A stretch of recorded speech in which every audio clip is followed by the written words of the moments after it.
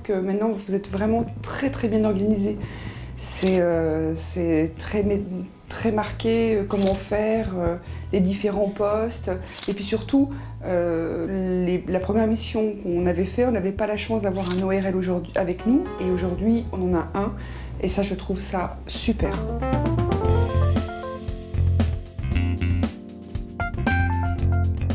Oui, effectivement, on a vu des personnes qui venaient pour la première fois, dont une petite fille de 13 ans.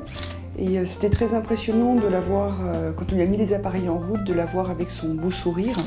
Mais ce qui est intéressant aussi, c'est ce que j'ai découvert sur Marseille, c'est le suivi des gens qui reviennent, qui sont contents de leur appareil. On se rend compte qu'ils les portent vraiment.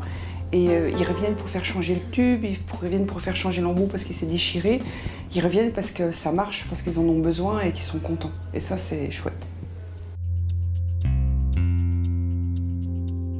Il y en a deux.